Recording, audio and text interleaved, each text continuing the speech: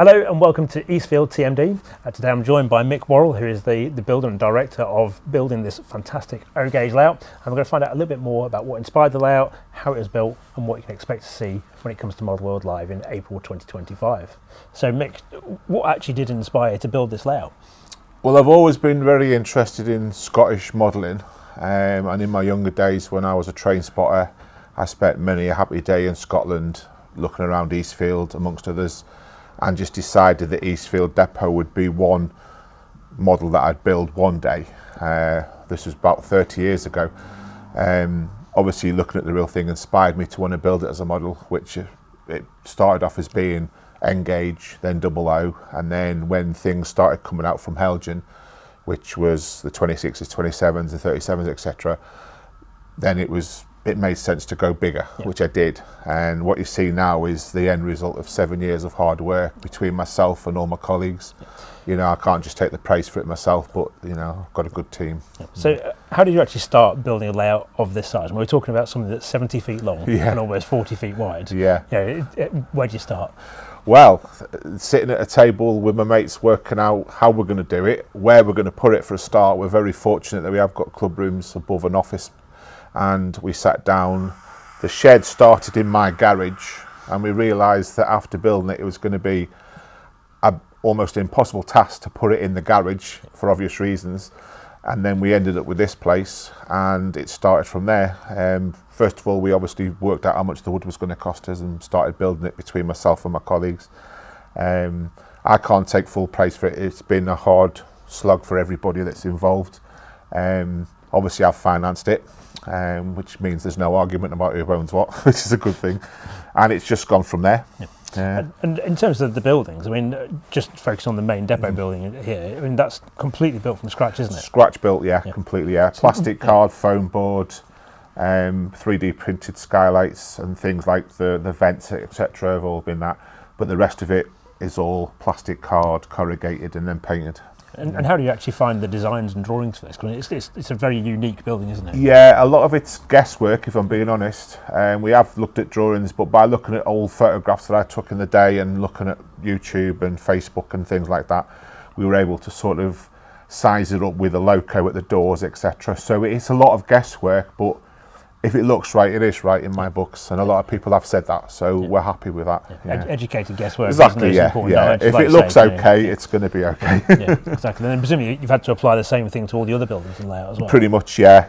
We've looked in proportion from where we're looking at it. You know, some buildings looked quite big when I was building them on the table, but then when we put them actually on the layout, they look dead tiny, but they look in proportion to the rest of the layout when you're looking at it from 13 feet away, which is the width of this board. I was actually going to ask you, so this is 13 feet from where we are, right across to the front edge, of the layout. So there's an important question that everyone's going to be asking. I know exactly what you're going to ask. How do you deal with it, with managing trains, which are at times going to be at least 7, maybe 10 feet away from it? If we have a bit of a hiccup, which touch wood, we haven't had so far, we'll just find the smallest person in the crowd and put them on. And like you saw Jack earlier on, one of our colleagues going on, who being the lightest to go on, we sort of get him involved. So we've got a backup if necessary. And the board's obviously very strong. We can see them made out. They are, We've got 5 by 1 inch framing, spaced out quite reasonable. Obviously we've had to accommodate all the point motors underneath, so we've had to sort of work out where we're going to put the cross bracing, but it is built to withstand the weight of a person. And then in terms of this, I mean, obviously it's here most of the time. It's a rarity that it goes out on show, isn't it? But how do you move something like this? Well, we have a friend who owns his own removal company, and it's a lot easier for us to get his lads involved because they're used to doing it. I mean, they move pianos for a living, so weight is not an issue.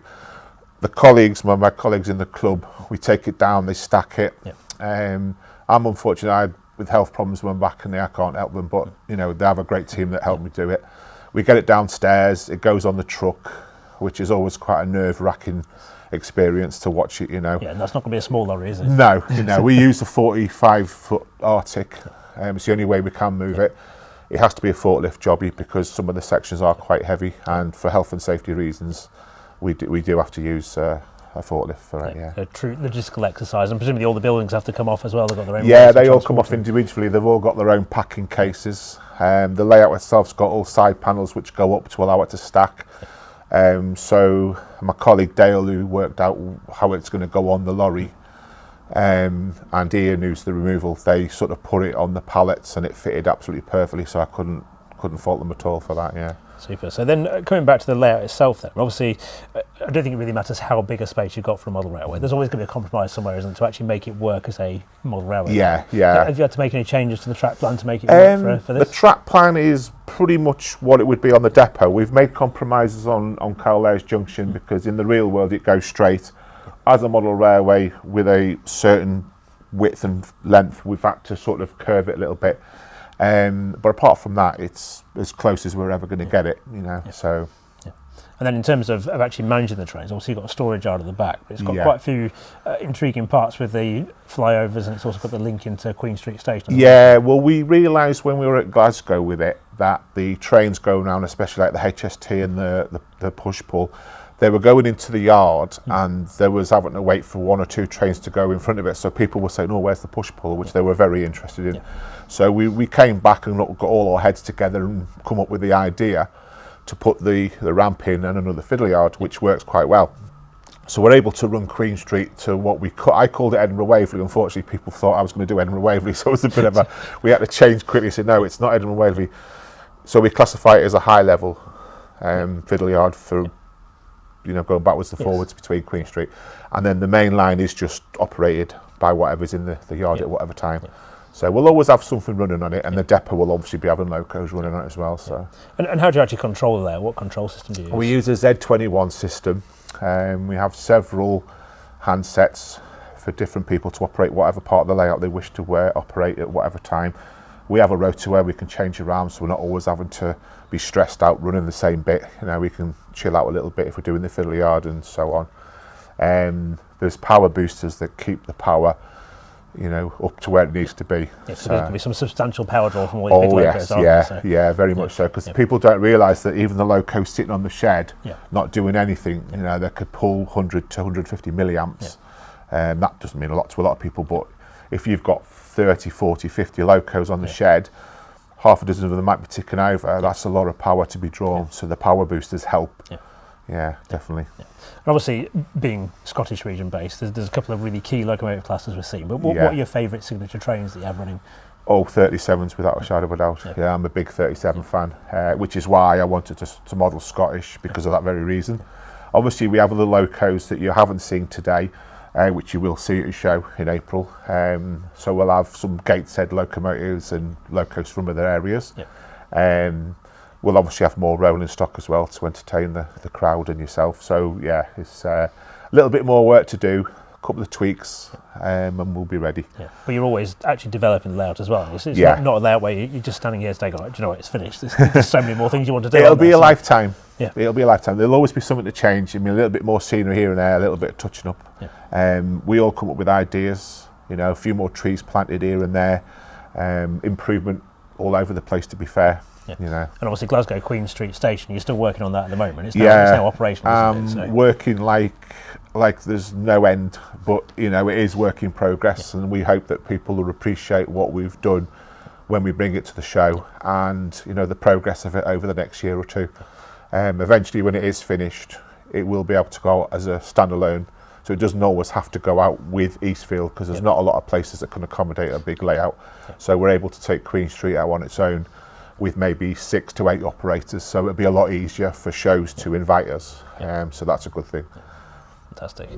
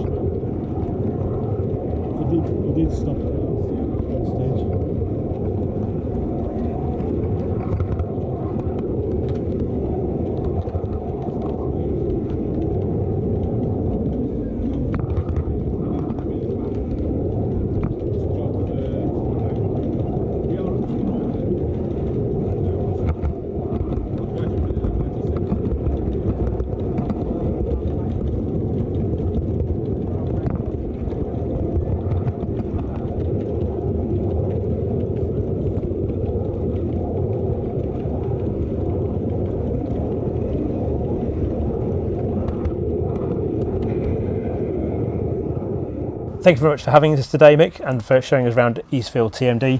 Fantastic layout, and like I say, you can see this at Model World Live on April the 26th and 27th, 2025 at the NEC in Birmingham. Discount advance tickets are on sale now. They offer a saving over on-the-door prices, as well as early entry to the show from 9:30 each day. Thank you again for watching today. I look forward to seeing you at the NEC in April.